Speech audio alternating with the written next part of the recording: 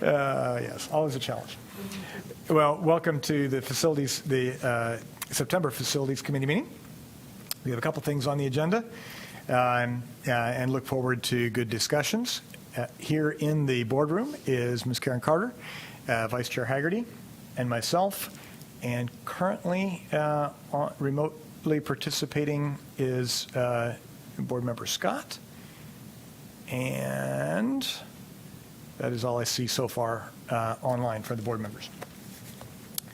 We'll begin today's agenda with the minutes. Ms. Carter recognized that there is one typo, noting that there were some emailed questions that I asked.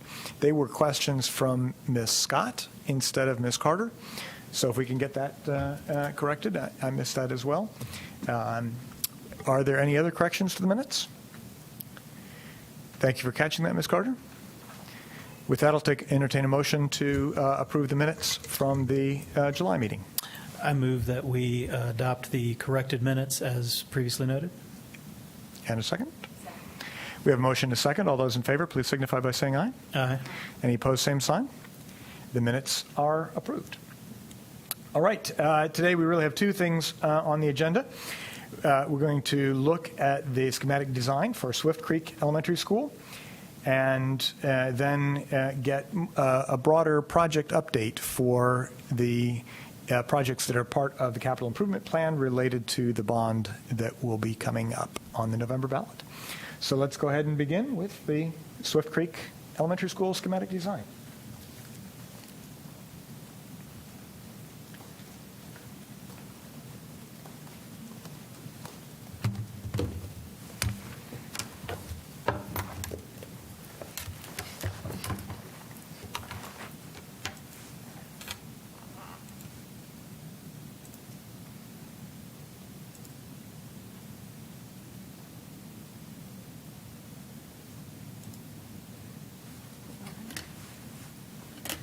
Okay. Good afternoon, Superintendent Moore, Chair Martin, and members of the Facilities Committee. Thank you for the opportunity to present the schematic design for the rebuild of Swift Creek Elementary School. The decision to tear down the existing school and rebuild as a single building followed an exhaustive study and assessment by our design team. The assessment revealed deficiencies in building system and envelope, building codes and accessibility violations, and an inability to incorporate current curriculum standards. The rebuilt school building and site will be designed to accommodate the same capacity as what is existing, 500 students. As this school has a history dating back to the early 1950s, it has strong ties with its neighborhood and community. Multiple visioning sessions were undertaken with staff, students, and neighbors of the school, which helped to create ownership of the new school. The following images are a synthesis of the information gathered from those visioning sessions.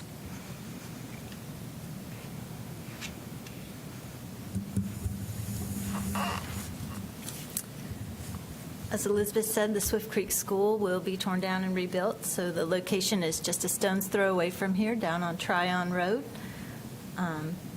Rebuilding on the same exact site, 15.58 acres. The existing JUA and park facilities will be dissolved with the project, so we will have the entire 15.58 acres to work with. In front of you is the proposed site plan. Again, this is schematic. I already have a couple changes in my mind. I'll walk you through them with the project. Parents will be entering the school site off of Tryon Road. You see the building is the large white block. It looks like an upside-down capital L. It sits about 1/3 back on the site. I will tell you, just to orient you, north is pointing to the left, so it's opposite of the existing, it's turned 90 degrees. It's a little bit confusing. Tryon Road is here on the left side of the site.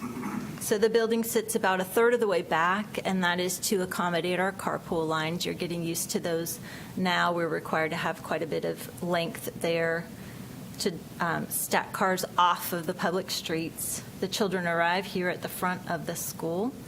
at the corner piece. And the K2 play area is also located in the front of the school between the building and Tryon Road.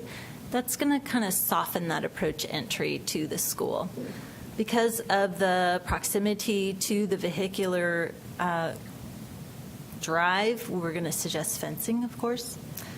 3-5 is playing in the back of the school on the right-hand side of the site. So buses will be entering from Yates Mill Road here, where they currently have a driveway, going around the back of the school, dropping off here where the bus canopy will be. One of the suggestions I'm going to make to change this is to move, you see the turnaround bulb here for the buses, is to move it back to here so we can create more of an open play and open access to the play. What we are going to have to do, this is doubling as a fire lane. So we can extend that heavy-duty pavement off of the bus turnaround bulb, paint it for paved play, but then that does create more of a play experience and less of the vehicular use, and we kind of talked about that with E53 last month. So that's one of the elements I'm going to look into with the design team.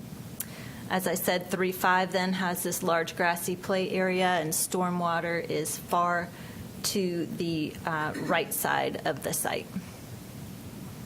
We held our community meeting with the existing constituents of the school and neighbors last week. So we heard quite loudly from the parents that they would like to exit off of Yates Mill Pond like they do after they've dropped off from carpool. So what this diagram is showing you is the parents would make that snake to the front of the school and then continue back and exit onto Tryon Road. Well, they were explaining to us that the sheer volumes of traffic, the speed, most of them are actually would need to make a U-turn. So to exit where they currently do on Yates Store would be very helpful to them. So we're going to go ahead and go back to the town of Cary and review that with them and let them know if we can keep that existing driveway here at Yates Mill. What happens is they can exit here, use this left turn lane to make a U-turn and head back out to the signalized full movement intersection at Tryon.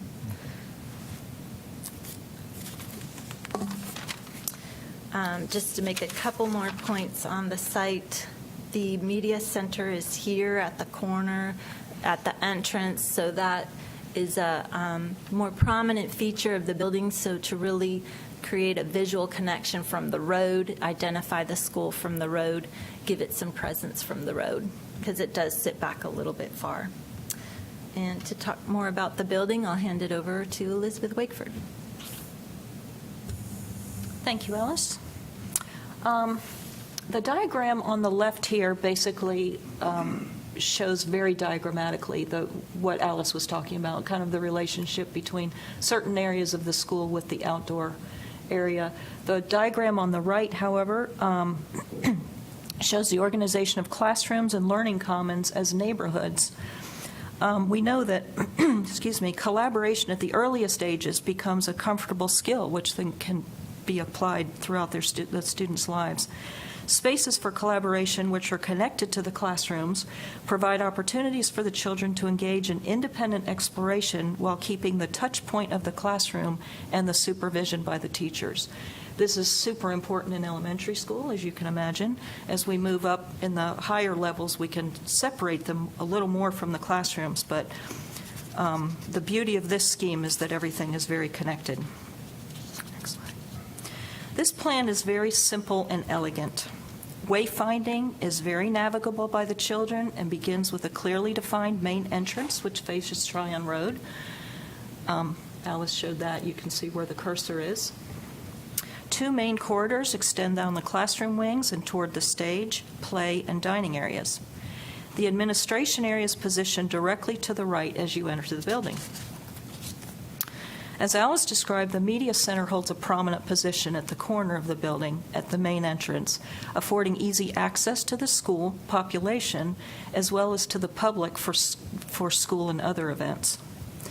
As you've seen recently with other projects, the stage is open to both the play area and a large learning commons. That affords flexibility of space and the ability to accommodate larger groups to enjoy performances. Again, we're opening up the stage to either side to make everything much more flexible and adaptable to different arrangements. Issues of security are always foremost in our minds. The new project as a single building versus multiple buildings allows for better security on the campus. The single point of entry, the security vestibule with a badging station within it, is something that we've recently decided is a great idea, because any concern or alert flagged from badging will prevent a visitor from advancing further into the building. Classroom wings are compartmentalized with doors which are tied to the fire alarm and command center, and that can be shut and locked in the event of an interior threat to safety.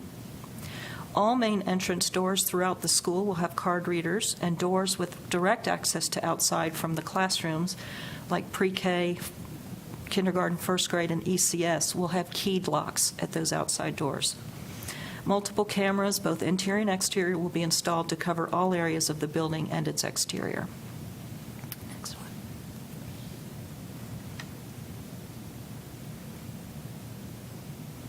one. And this is the second floor, also showing Learning Commons in yellow, just as it did in the first floor, and showing the neighborhoods of classrooms surrounding the commons, all with views to the commons. So just a two-story scheme, very simple. Classrooms are stacked on that one classroom wing. Next. This view of the front entrance from Tryon Road shows a very friendly facade with warm, simple materials and a scale appropriate for our smallest students. Transparency into the media center and the main entrances creates curiosity and invites engagement. This transparency also affords good visibility for staff and administration, facilitating eyes on the street. So again, a security measure. And finally, this is an early image showing the relationship between the stage and one of the learning commons. The one in this location will likely have some steps up to an elevated platform for both teaching purposes as well as viewing to the stage. As this is one of the larger learning commons in the school, it will nearly always be activated by multiple groups working collaboratively. But this gives you the flavor of the learning commons, exciting and fun and engaging.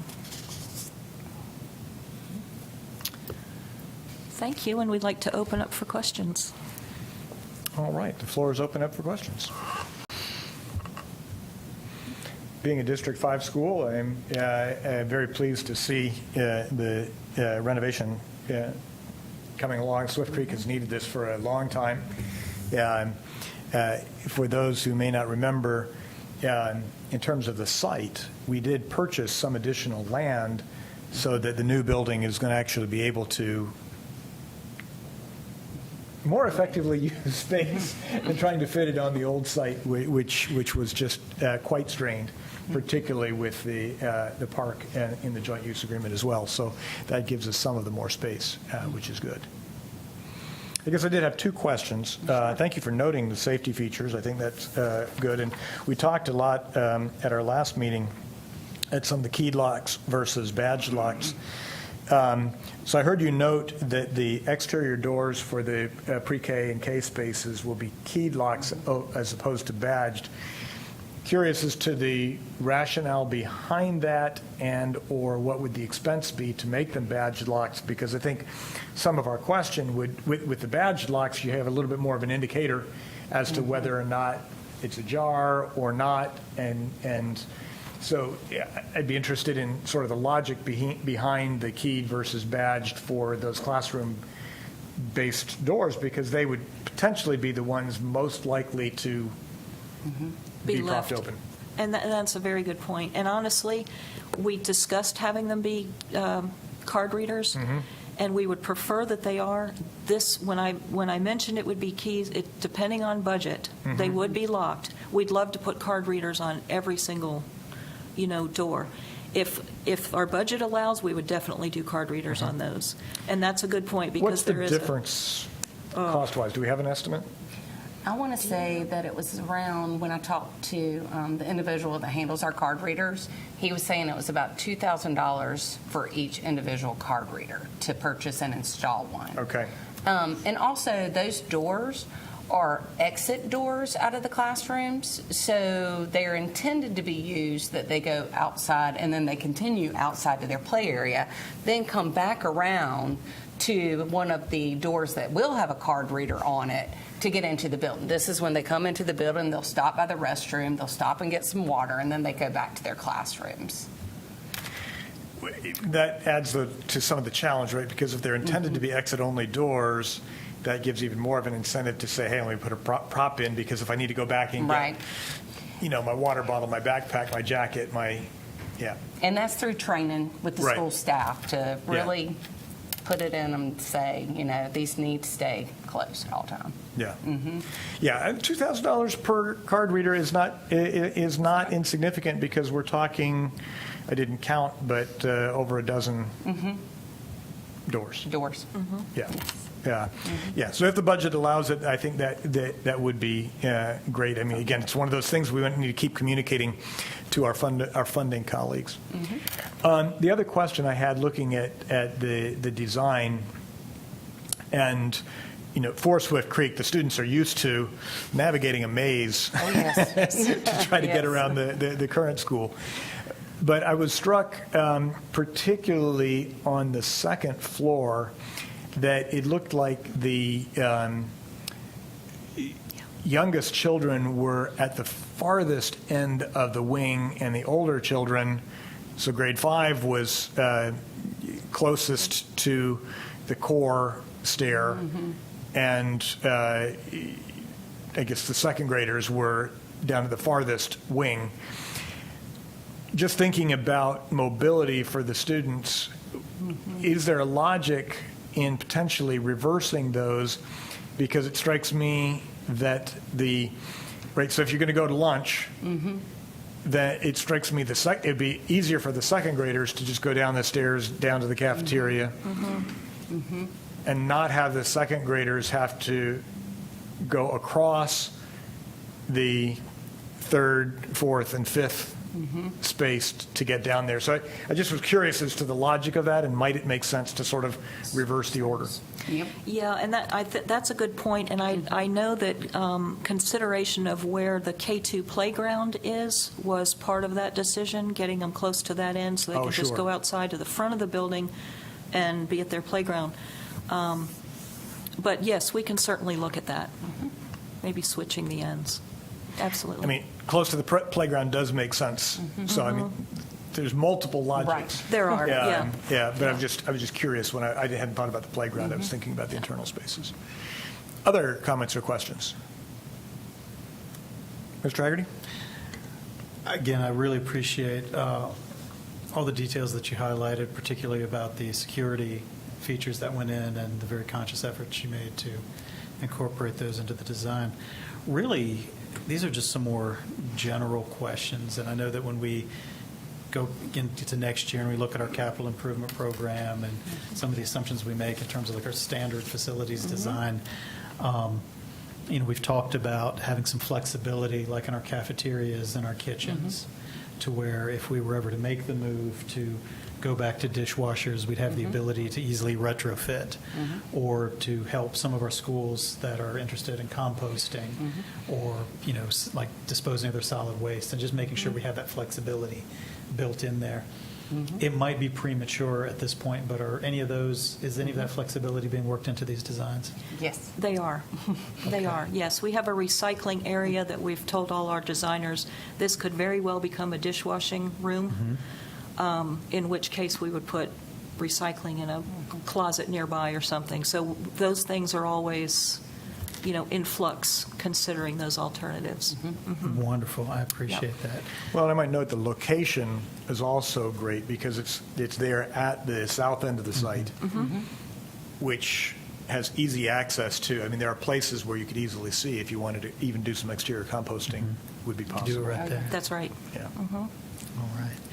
Thank you. I mean, I guess the other question is a broader question, not limited to this one, but one day we'll talk about like photovoltaics and solar panels and the ability to work them into design, but we won't do that this afternoon. So I really appreciate the presentation. Thank you.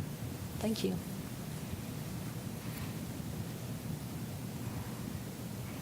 Double check online here. Don't see any questions. I do appreciate, too, addressing the stacking for the carpool. Again, people familiar with Swift Creek know the challenge of the current stacking, which is a long Tryon Road. That's a very busy road. And again, responding to the parent concerns about being able to exit onto Yates Mill. Because it would be difficult if all of the exit was onto Tryon, because many people would have to make a U-turn at that light. That's much more precarious than if we can maintain the Yates Mill exit. So Yes. I look forward to seeing that work out as well. All right, I think we need a motion to approve and go on to the next Yes, step. please. Please. Do I hear such a motion? Sorry, I'll make a motion to approve schematic design and move forward. Thank you. We have a motion and a second to approve the schematic design for Swift Creek Elementary School. All in favor, please signify by saying aye. Aye. Any opposed, same sign. We're ready to move forward. All right. Thank you. Thank you very much. All right, the next item on our agenda is looking at the projects for the 24 and 25 capital improvement plan. We've talked about this a fair amount in trying to arrange what all should go into that capital improvement plan. But Mr. Haggerty and I thought that it would be useful to sort of go through what all is coming up as we approach the vote for the bond. And I'll say it now, and I'll probably say it again at the end of the presentation. As we'll see, the bond funding really is the cheapest way to fund the building program that needs to be done no matter what. So we have to do it. The question is, what's the most effective and economically responsible way to do that? And bond funding definitely is the way to do that. Not only is it the best access to capital, but it also spreads out the building needs not only to the current residents, but to future residents who will be moving in, so we let growth help cover some of the cost of the renovation. So we need to know that information for the bond that will be on the ballot this November. So, Douglas? Very good. Good afternoon to everybody. Good to see you all again this afternoon. So, as Dr. Martin alluded to, we're here today to highlight what's going to be happening in the 24, 25 years of the bond that will be upcoming on the ballot in just a matter of a few weeks. And we're talking about things that will be on there in the form of design and construction and our other funding elements. So let's just run real quickly. We'll talk about what we'd like to hit today. We'll do a bond summary again. We'll share that with you. We'll talk specifically about the funding items in those 2 years, 24, 25. And then we'll shift gears a bit. We'll talk a little bit about our site challenges that we face on some of our projects, as well as building challenges. As Dr. Martin and others on the committee have referenced in previous meetings, we don't want to lose sight of the fact that there are other schools and buildings out there in this district that do need help, and so we want to bring light to that as well. So we intend to spend a few minutes talking about that. So, and then, of course, take any questions that you might have. All right. So in this current slide, this gives you the bond breakdown that we've referenced. Note from top to bottom that this is a $530.7 million item. And as you go from top to bottom in fiscal years 24 and 25, you will see $274 million in the new schools line item. You will see $92 million for school replacement, $256 million under program requirements, and then $42 million in the program contingency and program management, bringing that total to $664.7. Now, you'll further look down at the county funding piece. We know we're very fortunate to have that partnership with our county partners, and you'll see that we've arrived at 530.7 because 134 of that equation is a cash piece. Okay? So that's how we've arrived at 530.7 that will be on the ballot in just a matter of weeks. Next slide, please.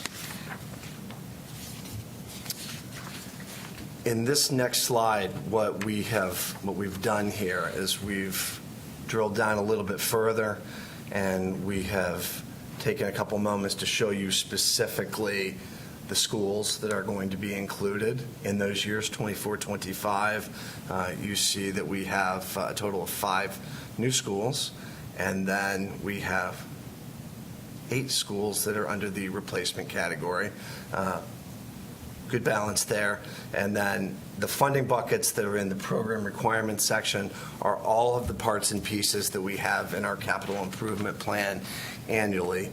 I won't read each one of them, but as you're well aware, we start with our life cycle building and all the way down to our SNAP and PRIMP programs that each have their individual funding elements. And again, that is part of this bond that we're highlighting. In this slide, what we've done here is we've honed in a little bit deeper, and we've specifically looked at the schools that are within those 2 years, 24 and 25, and taken some time to share some important details about the project types, the geographic location, and then the current estimate for the commencement of construction, and then its substantial completion.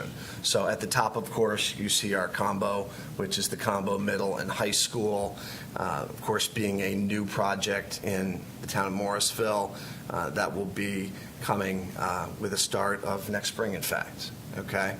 And then completion, looking at that to be substantial 2 years following spring 25. As you look down, you'll see elementary schools, Pleasant Plains and Bowling Road, which are both new. Pleasant Plains and Apex, Bowling Road and Fuquay Arena, both looking to start those projects in the early part of 24. And then, as they're elementary schools, we have the ability to turn those around by the following spring. At this point, estimated for May 25.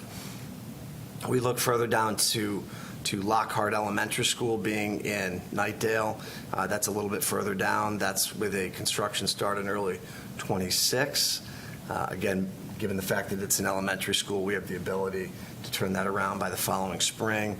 And then as you look further down, the same thing applies in Brentwood, in Raleigh. Athens Drive High School, also in Raleigh, with the ability to replace and renovate by the following spring of 27.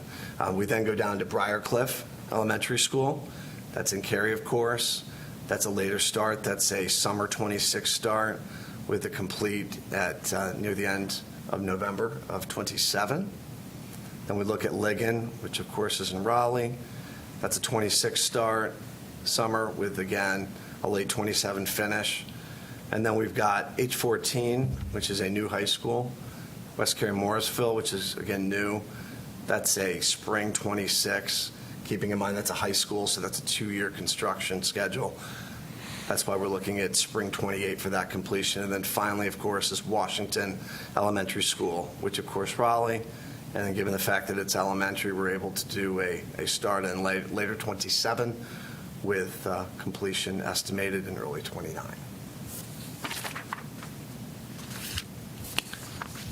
For the next few slides, we've honed in specifically on some of the slides here. We wanted to show you all a little bit more information, and these are the next round per se that are coming the soonest. So we wanted to give you a little bit more. We wanted to show you some overheads, some renderings if we had them at this point. This, of course, is our combo. And as I noted, Morrisville is the location. This gives you some nice data on the teaching spaces, the student capacity, and then, of course, the estimated dates for completion. Next, of course, is Bowling Road. Again, this gives you a bit of an appreciation for the overhead for the site, where we are, of course, in Fuquay Arena. And again, its size and some key data on the teaching spaces, the student capacity, and the estimated completion dates. And then finally, of course, we have Pleasant Plains Elementary School in Apex. again, an elementary school, giving you some key data on the student and the teacher information, and then the estimated construction start and estimate completion dates. On this next slide, what we've done, and you've seen these in previous presentations, where we take a map and try to give some geographic significance to it to give you the ability to sort of see big picture where these locations are in our county. I know what strikes me is that we're seeing growth and we're seeing need across our county, and I think this demonstrates balance, that we're paying attention to north, south, east, and west in our county, and showing you exactly over the next few years where this bond, should it be approved, where it would be focused. And before we move into the site and the building piece, I'll pause there for a moment and ask you all if there are any questions specific to the bond piece. Thank you, Douglas. I appreciate all the information, and I think the map's very helpful to let people see where all of these new projects are coming. Where we're going to have renovations, again, we have a large number of renovations in the bond package, and I think that's important. Dr. Martin has talked many times about just with the life cycle of our schools, how we need to be replacing and renovating a lot of these schools on a much more regular basis. Have we given thought to where the different schools will swing to, where the students will attend while this is going on, or is that still? You're like reading my mind, because what I was going to add is we probably need an additional column there that shows what the swing space is, because people who look at this presentation and see it are going to want to know, well, what happens to us when that happens? So that would probably be additional information that should be read my mind. Literally. Great question, and we'd be happy to follow on that. Wonderful. Thank you. Of course. Any other questions? No, I'm just very excited to see the projects, see the construction dates, and I know that the substantial completion is always an estimate, but it's good to have those dates on It is. actually on paper. So thank you. And we'll be gentle and stress estimated. Ms. Carter. Yeah, I just had a question for those who might be wondering about how it's prioritized for the construction start date, for like how that was determined. If that makes Sure. sense. Yeah. So when we look at that, and when we review our CIP each year, we look at each year and we look at the dollar. The bottom line doesn't change in terms of the total dollars that we are able to receive funding from the county. And then as we look at that and we slot each of the projects in, we then, at the beginning of each year, usually February or March, we send a draft to the county, and they run that through their debt model to help us understand exactly if it will work, so to speak. And then, of course, there are always adjustments depending on what they have going on in a particular year. Understandably, projects that are larger in size and larger in dollar value might need to be moved to different years based on their value. If we have the ability to slot a project in earlier where we feel like it certainly is critical that it be done, we're absolutely doing that. But there are other factors that come into play as we look at each year. Sure. So a couple things. I noticed that on slide 4, Wendell Elementary School is listed, but did not make it on the list of construction start and completion dates. Okay. You might want to add that, and also add that to the map, because that's another school in Eastern Wake. Yeah, that is on the back end of our 7 years.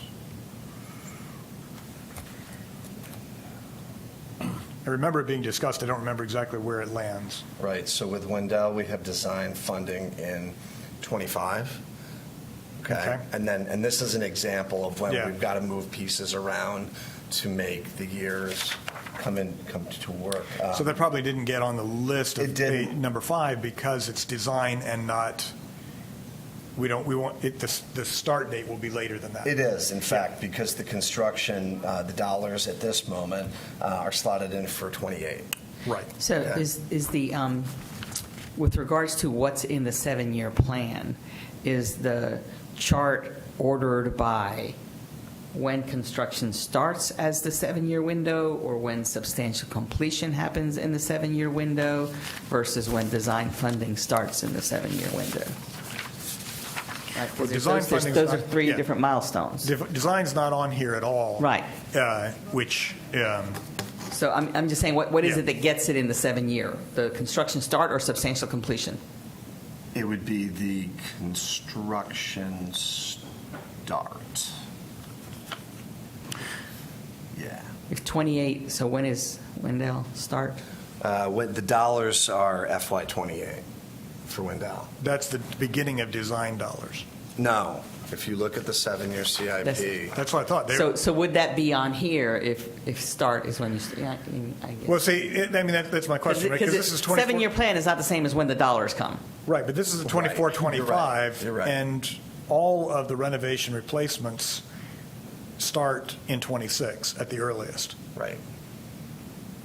So this one, I think we would probably call Wendell an outlier in that we're showing it because there are design dollars in 25, okay? However, the construction dollars don't hit until 28, so it's much later. And again, that could shift. That was that's in our current approved plan. Yeah. But as we look at it each year, it could move up, it could move out, just depending on what the needs are in that particular year. Okay. Okay? Ms. Carter? Is that the same case? Is it only designed for North Garner? Because they're also not on the list. North Garner. They're yes. on 4, but not on. They're on page 4, but not on page 4, 5. but not on page 5. Right. Yeah. Correct.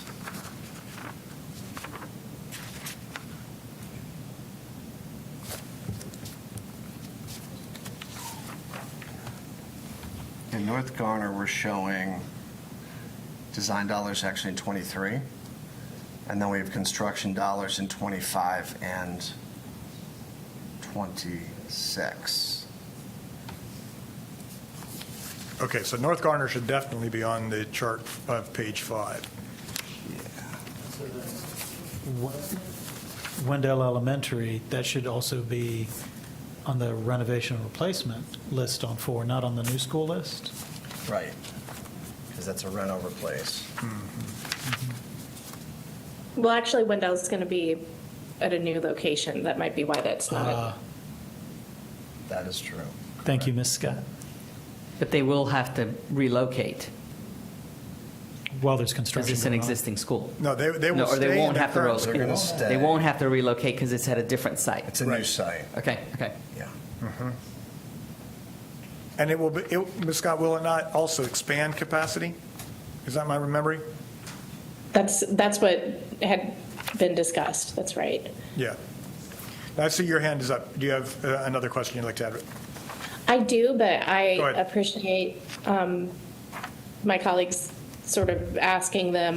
That was just sort of, I think, for anyone who might be looking at this and say, wait a minute, like Garner and Zebulon Middle School aren't on here, just to sort of highlight to people that this is just the early, this is not a comprehensive list. We're just looking at the early years of how the funding would be used. Right. Am I correct? Yes, that's Right. correct. So, okay, that's making sense. So the title of the slide for 5 is 24-25 bond funded, Yes. not 7-year plan. Yeah. Right, the 7-year plan information we get later. It's just, having different schools on slide 4 and slide 5, I think adds some confusion, so I think that'll be good to clear some of that up. Somewhat related to that, just again to remind the public, we just talked about Swift Creek. That is funded under the current bond, as is Felton Grove High School, if my memory is correct. So Yes. those are construction projects. So we talked about schematic design in our July meeting for both Pleasant Plains and Bowling Road. We see them here, but they need dollars in the upcoming bond. But if my recollection is correct, please correct me, Felton Grove and Swift Creek are currently funded, even though we just approved the schematic design for Yes. Swift Creek today. That's a true statement, as well as one that's not in here but has been previously funded, and the current bond is Hilltop Needmore. And Hilltop Needmore, that's Okay? right. So Yeah. just be aware of that as well. Yeah. And So- then, Dr. Martin, I don't know when this is appropriate, or if you were going to mention, if you happen to see, there was an email from Ms. Kushner that was sent to you, and she copied me about her question. Go, please read it. I did not see that yet because it wasn't in my early morning email. Okay, oh, and now I have to go through many different tabs here. I think it was somewhat related to this presentation, but she said her main feedback would be to consider a PRIMP or other project for Hunter Elementary School to have an arts wing to promote their magnet programs. Given the new building Fuller now has, I think it is appropriate to consider how Hunter remains equitable as the other AIG GT magnet elementaries for the district. So again, I'm not sure where that question or comment would have fallen, because I know, or would have fallen, and I know PRIMP isn't on the agenda, but I think that's somewhat related to how we use funding. So I just wanted to make sure that was shared. Thank you for highlighting that. Yeah, that's a continuing issue that we need to address, a neighboring school kind of issues, and PRIMP is one place to do that. So that's definitely something to look into for Hunter. I mean, I think about, as we get the new middle school in Morrisville, that's going to increase the concerns about West Cary. So we're going to have the same kind of issues. We already have those issues, but it's only going to elevate those issues. So I think this is one of those things that we talk about regularly, but we need to systematize it, I think, in our planning. And I think this goes back to what we've talked about with like our rubrics and our scoring, right? I mean, I love Hunter Elementary School, but that doesn't mean that if, PRIMP funding were to go to, just because Fuller had its renovation, that now that would suddenly put Hunter up at the top of the list when there's other schools that have been waiting for years for similar renovations. So while it's good to raise those concerns, I think we have to remember that we do have a lot of very objective criteria that we use to rate and rank these projects. Well, and I think to this point, we have more developed that rating scheme for full renovations. We haven't done the same thing for PRIMP kind of projects, but I think this issue highlights the need for that same kind of process. Yeah. I know that, because I've had lots of conversations with Mark about this, that, when we go through that whole process of ranking, we are trying to pay attention to those that don't make it onto the list but still have real needs. That's an issue that we've had historically. There were a lot of things that just never made it, which is why PRIMP got created in the first place. So I think you're just highlighting this continuing work that we need to do, and that's going to come up in some, having looked at the slides, that's going to come up again in some of our ongoing discussion. Right. Thank you. Yeah. And I just wanted to chime in with that because, Mr. Haggerty, I totally agree with you. And I think Ms. Kushner was probably intentional when she was mentioning the arts wing, as with the exception of the art class, all of the other fine arts courses are in mobile units behind the school. So that's, I don't know of any other GT schools where that's the case, but I could be totally wrong. But I just wanted to share that I think that was her point. She was being intentional about sharing the arts piece. Rather than the comprehensive whole school, yeah. Right. And again, I just want to highlight that's also why I think it is important to have someone from Fine Arts on that committee as they're going through and reviewing their rubrics, that we have someone who can represent Fine Arts as well.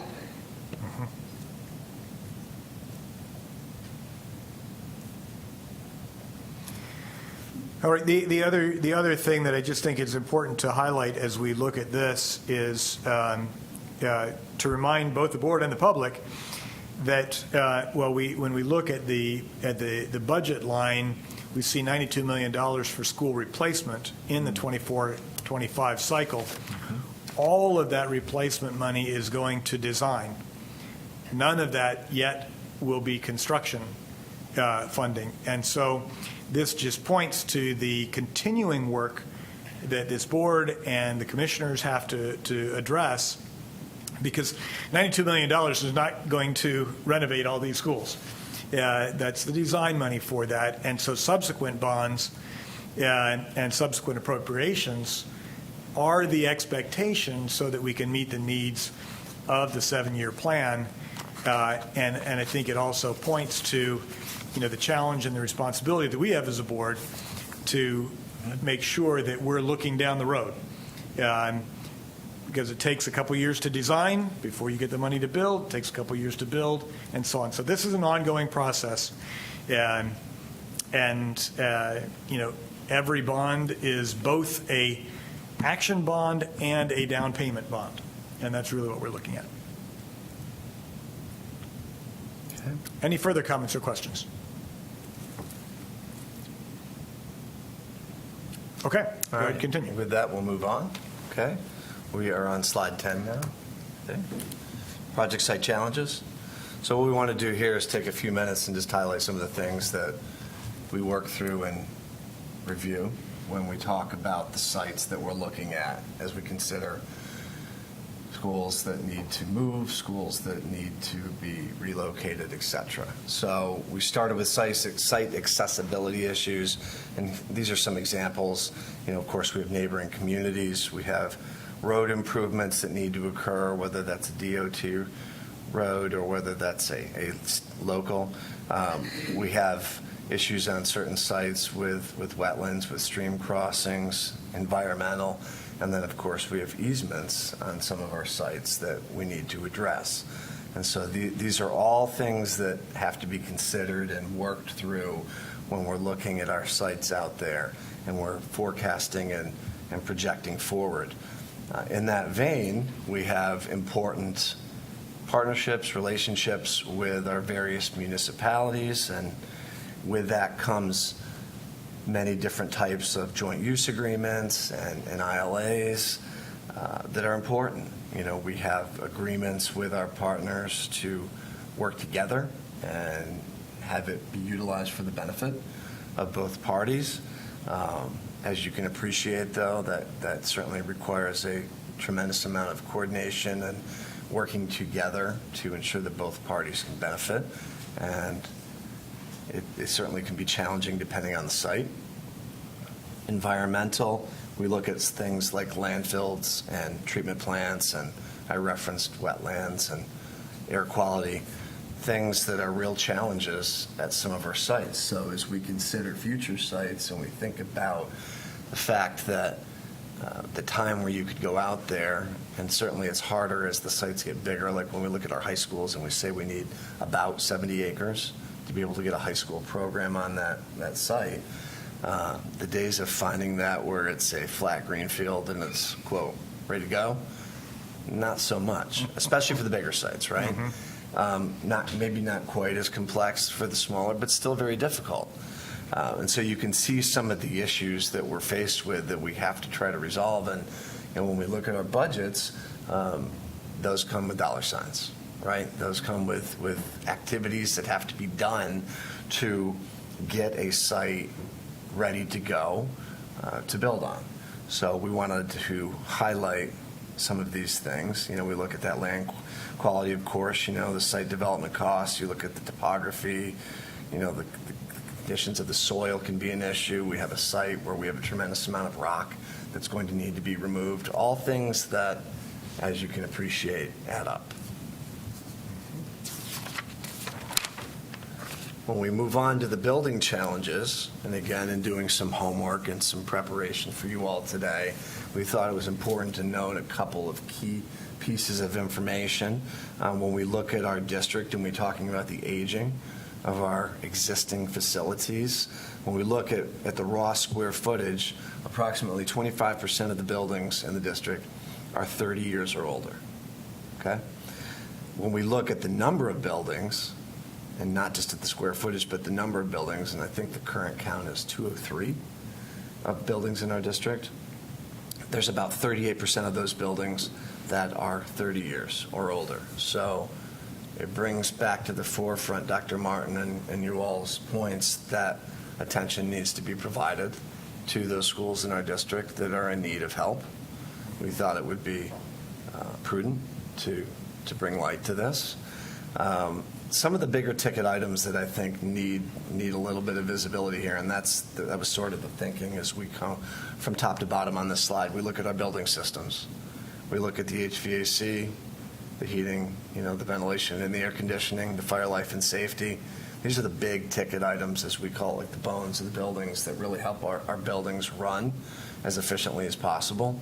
And some of the challenges that we face, we're not talking about finishes here, right? We're talking about the systems, the roof, structural related items, doors and windows. And as you look at that 30-year, I think it's important to note that 30 years ago this year was when the Federal ADA Act went into law. Okay? So if a building was constructed prior to 92, it is going to have things that have been grandfathered in, that when you go out, if we do a major renovation and we get a permit approved, we are going to be required, and we should be, we are going to be required to update those items. And again, that comes with a cost. So that's just some perspective to keep in mind. And just for clarification on the grandfathering, is the grandfathering when the permits are approved or when construction is completed? As soon as the permits are approved, the approval is with the understanding that with that approval comes, you have to update your restrooms, you have to update your entrances, Right. the key components of the building where visitors or staff or students might need access in that manner. You must update them. Okay. I was just thinking in terms of which schools are grandfathered and which weren't, which ones were completed before 92 and which ones might have been in the planning stages. And I just didn't know, who would get the grandfathering and who wouldn't. Right. But all of those that are 30-plus years old They fall into that would not category. be, they would have been grandfathered. So if you none go of to- them would have, none of them would currently have ADA. Yeah. Right. So if you So any renovations to those schools then would be more extensive because it's Right. coming up to code. That's what I was wondering, where if schools, for example, like in the bond funding, we'd had the designs and schematics completed prior to passage of the ADA, but the school was not completed yet. Would we have had to have gone back and then redone all the design and schematics to comply? Or if it had been approved, would those have made it in?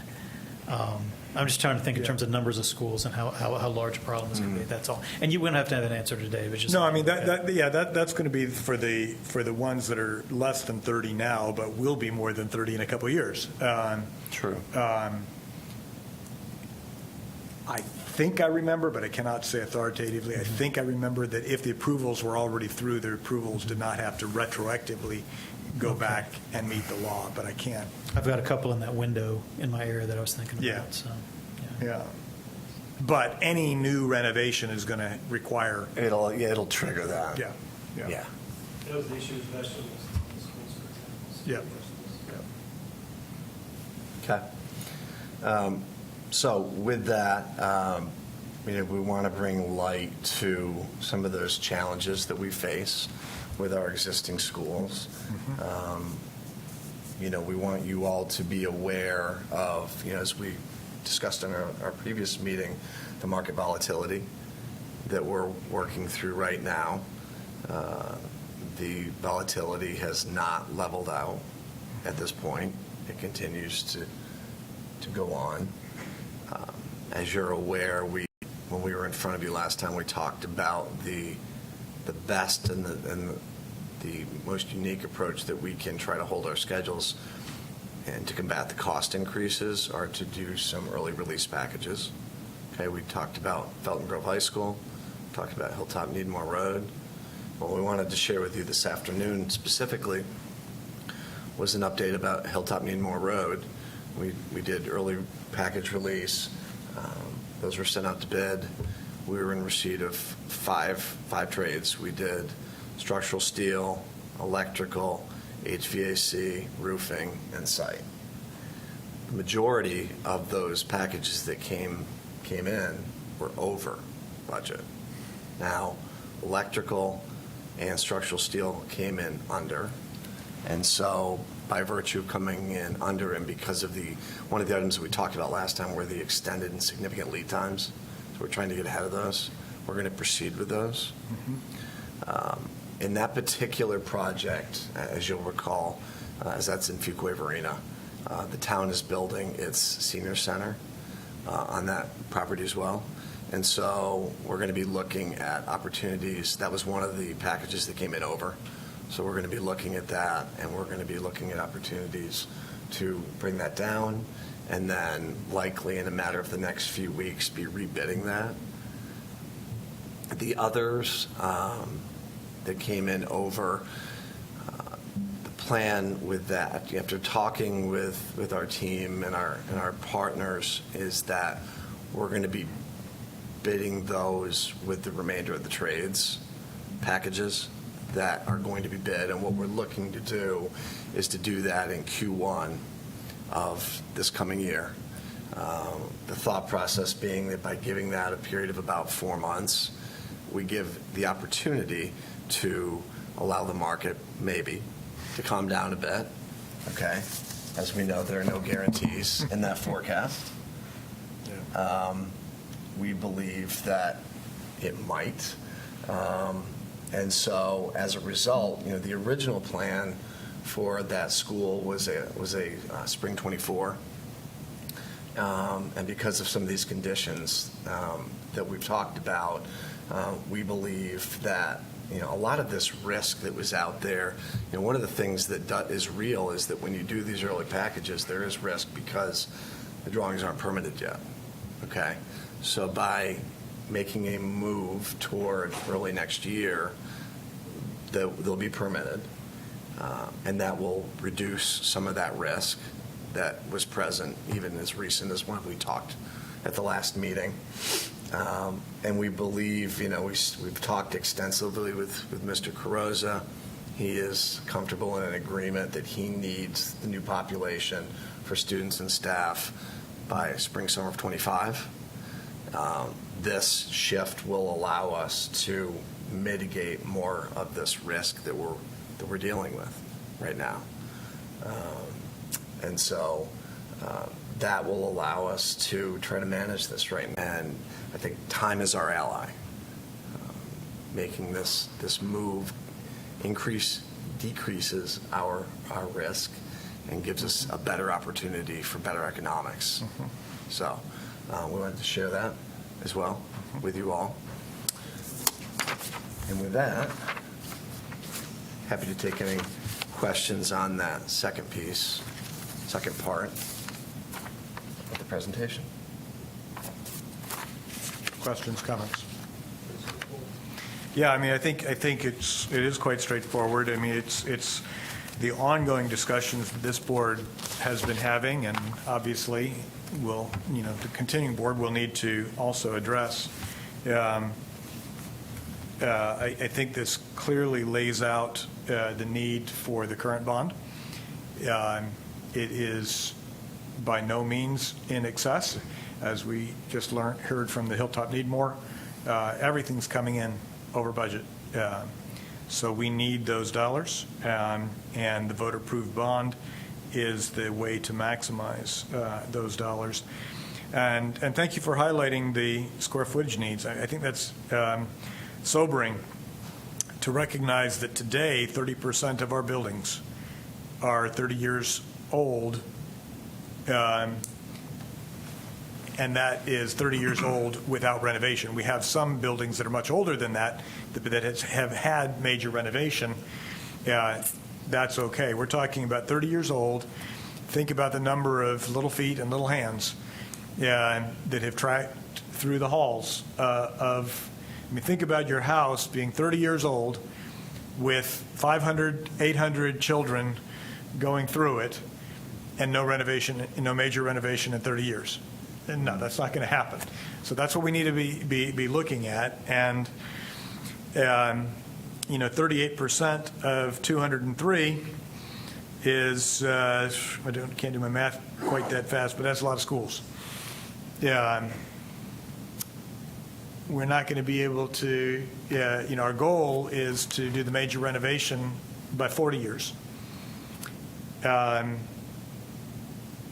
Based on the 7-year plan of today, that means a school that's 30 years is going to be 37 before it gets onto the 7-year plan, which takes it almost to 40. So we're going to need to, I think this is one of the big challenges for this board and the Board of Commissioners going forward, is to very seriously put some plans in place to how to deal with this, because this is a challenge that's not going to go away and is not going to be met with the current funding structure. That's not to point any fingers. That's simply saying, growth has been occurring in Wake County heavily since the 1990s, and the 1990s were 30 years ago, soon to be 40 years ago. And that's, investment is not a one and done thing. It's an ongoing thing, and that becomes, I think, the heavy lift, and it's time that we really need to start making those plans. So thank you for that presentation and that information. Very good. Thank you. All right. On our agenda, too many windows open here, I believe is any new business. I think here we might want to highlight, we talked about the field trip. Yes. Very good. So there is a field trip that has been planned. The county has requested a schools tour, and that is going to take place on Monday, the 26th of September. And there are going to be 3 schools on that tour. It's going to be starting with Fuller Elementary School from 9 to 10:30 a.m. that morning. Then we'll move to Brentwood Elementary School from 11 to 12:30 p.m. that afternoon. And then we will finish with West Millbrook Middle School, and that will be from 2:30 to 4:30 p.m. that afternoon. And how will board members be involved? Are we going to need signups? Are we going to? I thought we had a student achievement committee meeting at 3, and then for those of us who have jobs, I teach, I can't really now be involved in any of them. So it's very disappointing to schedule it because the last one is at 2:30, and I believe we have student achievement at 3 that day. I'm pretty confident. So that one's out for the whole board if they're going to be doing student achievement, which is a pretty important meeting. And then the other 2 are both at times, I could pick unpaid day, but that's what it would take for me to be able to participate at all. You're right in raising that concern. These were dates chosen largely. It was requested, even though we've talked about it a lot, this was requested for and chosen by the commissioners and the core team. And Mr. Haggerty and I have tried to make sure that our board members know about it and can join where possible. This clearly cannot be the only one. We've expressed in the past a little bit of concern that only one of the 3 schools is one in need of renovation. It's great to see what is delivered, and I know that's part of what the commissioners wanted to see. But I think from a strategic perspective, it is at least as important for us to demonstrate the upcoming need. So, your concern is correct and well-founded. I myself will not be able to participate in all of them. This cannot be the last needs to, it needs to be an ongoing effort.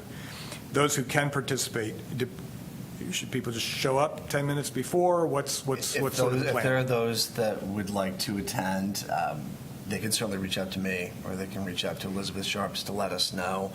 People are providing their own transportation, so they are going to be coming directly to those school sites via their own transportation. If there are any questions, if they're happy to reach out to me. And to your point, this is not the one and only. Understand your point, Ms. Carter.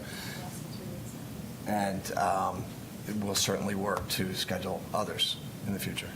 Well, in fairness, we had talked about it at the July meeting, and I just wanted to reinforce that it's happening and when it's happening. To what extent is this the core team, and to what extent is this the commissioners? Do we know? Because my understanding it was initially the core team, but there are a handful of those from the core team on county side that are going to be coming. I've not spoken personally to any commissioners. They were absolutely invited, like you all are. They certainly could be coming. We can certainly reach out to county and ask. But there are approximately 4 or 5 people on the core team from county side that requested this and will be coming. So if I understand, I mean, this was mostly a staff meeting, and brought up the staff wanted to talk to, county staff wanted to talk to our staff and coordinate, and then I think we had talked about the idea of the benefit of board members or commissioners seeing it, but the actual event, I think, has really been sort of just staff-driven. that is, I understand, the intent. I think in the past, we did one elected to elected tour, and I think it will be wise to do that again, particularly as we think strategically about how are we going to address this 38% of our buildings are 30 years old without major renovation, right? That's going to require very different thinking, and that's going to require a field trip, I believe, that's very different than just looking at these 3 schools, two of which are new renovations. So this is a ongoing work to be continued, but I just want to make sure people knew what was happening and that they can participate. Okay. Thank you. Any other new business? Anybody like to raise?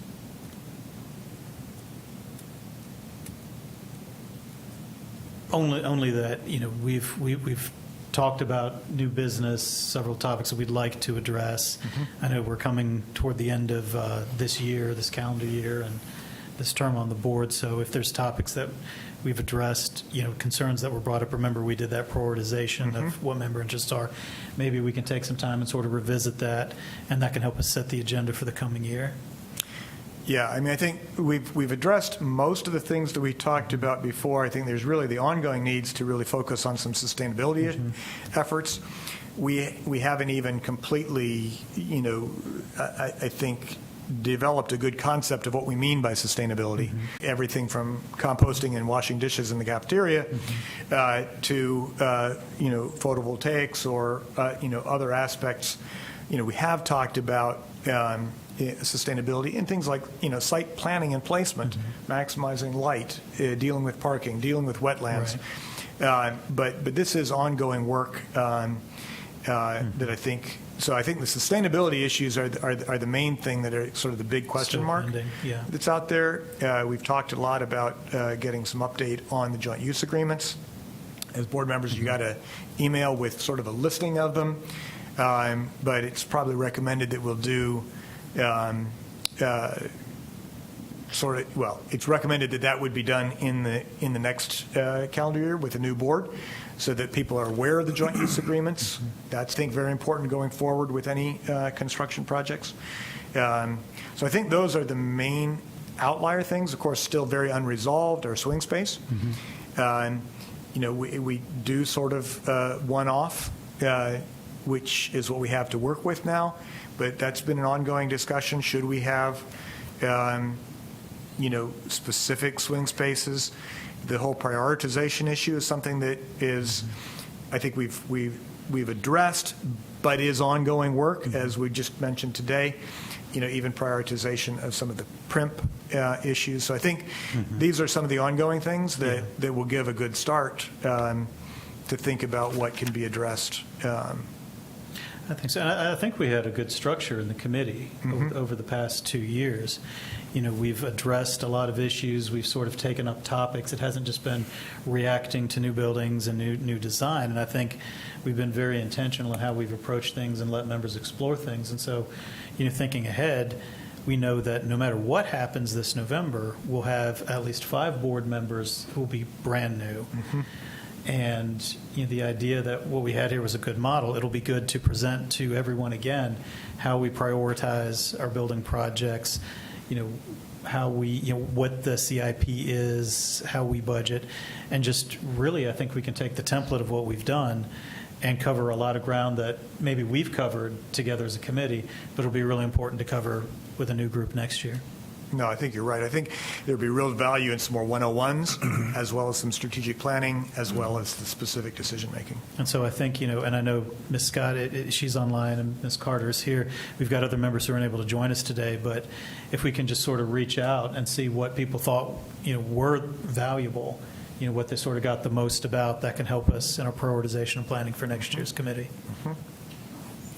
To kind of piggyback on that a little bit, not only did I find all the 101s helpful that we had in a breakdown of how everything works, I heard from folks in the community that it was helpful, because there's a lot of, because you don't know. Because there's nowhere for them to go and look. What does this mean?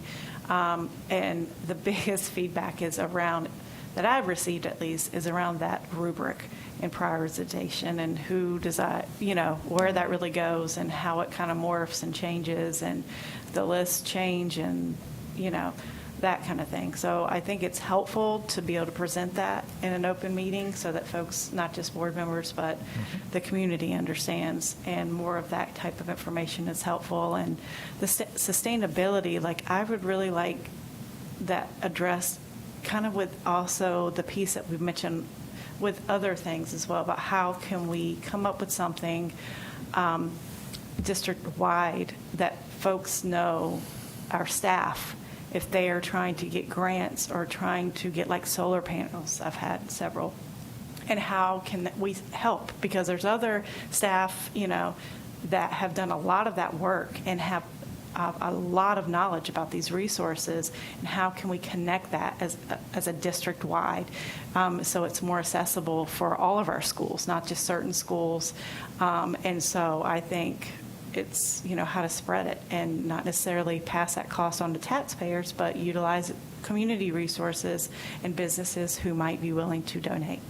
And just to piggyback on that, you know, there's the Green Schools Partnership and some of the events that they've had, I know that we've all gone to, and that can be very useful in connecting different schools to different resources out there, and that's maybe something, you know, we can highlight in committee or just even in some of our other staff work. Yeah.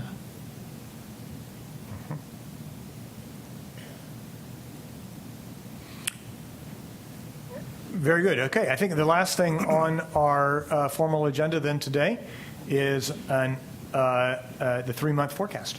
Yes. So, of course, we were with you today. We did our Swift Creek Elementary School schematic design, and important to note that that is the final schematic presentation that will be done this calendar year. There will be more to come next year, but just make a note that that concludes that for this calendar year. There was discussion for the October meeting of having a 101 for JUAs.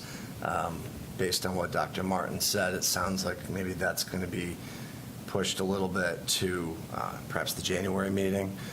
So just know that in terms of October, at least at the moment, there were not a lot of other topics of significance beyond that we had discussed bringing to you all.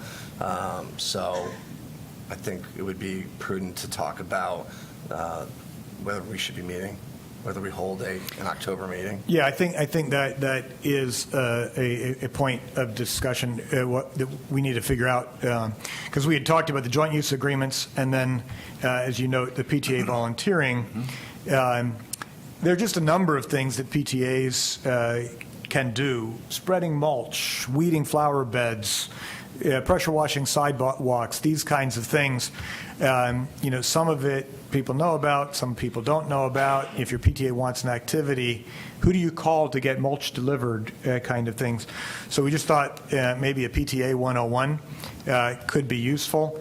Probably not sufficient for a full meeting as the primary topic agenda. So, November, as you'll probably get to, I believe Mr. Croza has some things related to student assignment that he would like to bring, but we might, so stay tuned. There may or may not be an October meeting. I don't like to hold meetings just for the sake of holding meetings, but if there is important material to put on the agenda, we'll do that for October. Right, so more to come on that one. And then, of course, you see next week is our final board meeting for the month of September, and you will see an ILA agreement with the town of Apex for H12, and then CMAR delivery method for our major projects, which are two highlighted items on that upcoming meeting next Tuesday. And we will work to continue to populate additional items of significance for the October meetings that will be coming. And then, as Dr. Martin mentioned, once a decision's made about the October Facilities Committee meeting, that will certainly be communicated, and then we will look to see what topics are out there that need to be covered for the November meeting. Any questions?